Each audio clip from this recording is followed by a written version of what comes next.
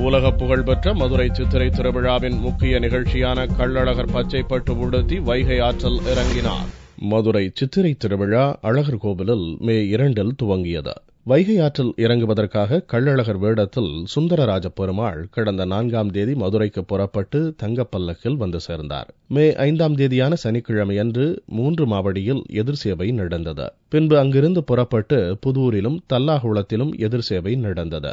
சனிக்கிழமையன்று இரவு 12 மணிக்கு தல்லாகுளம் பிரசன்ன வெங்கடாஜலபதி கோவிலில் திருமஞ்சனம் நடந்த பின் ஸ்ரீவில்லிபுத்தூர் ஆண்டாள் சூடி கொடுத்த திருமாலையை அழகர் ஏற்றுக்கொண்டார். தொடர்ந்து ஞாயிறன்று அதிகாலை 3 மணிக்கு அங்கிருந்து தங்க குதிரையில் பச்சைப்பட்டு உடுத்திய கள்ளழகர் மேளதாளத்துடன் காலை 5:45 மணிக்கு மக்கள் வெள்ளத்தில் பக்தர்களின் கோவிந்தா கோஷத்திற்கு இடையே வைகை ஆற்றில் இறங்கினார்.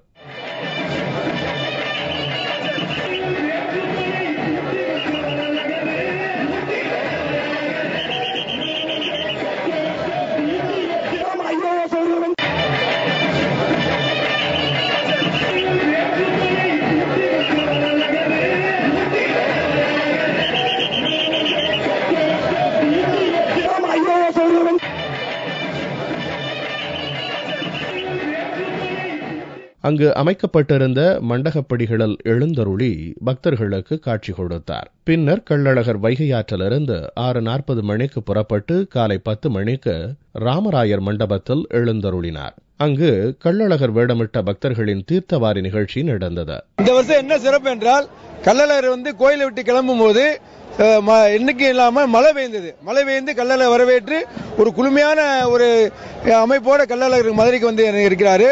இன்னைக்கு பாத்தீங்கன்னா இந்த கள்ளழகர் பார்க்கறதுக்கு கோடிக்கணக்கான மக்கள் சூழ்ந்து இருக்கிறாங்க. அதை பார்க்கறதுக்கு கண்கோடி கண்கள் வேணும். மக்கள் வெள்ளத்துல அழகர் நல்லா சந்தோஷமா இருந்தது. பார்த்ததுக்கு ஆத்துல இறங்குறது ரொம்ப ஹாப்பியா இருந்தது. ஒரு வருஷமும் வரணும்னு ரொம்ப சந்தோஷமா இருக்கு. திங்களன்று 12 மணி அளவில் வண்டியூர் வைகை ஆற்றில் சேஷ வாகனத்தில் எழுந்தருளி மண்டுக மகரிஷிக்கு சாப விமோச்சனம் அளிக்கிறார். பின் கருட வாகனத்தில் புறப்பட்டு இரவு ராமராயர் மண்டபத்திற்கு வருகிறார். அங்கு தசாவதாரம் நடக்கிறது.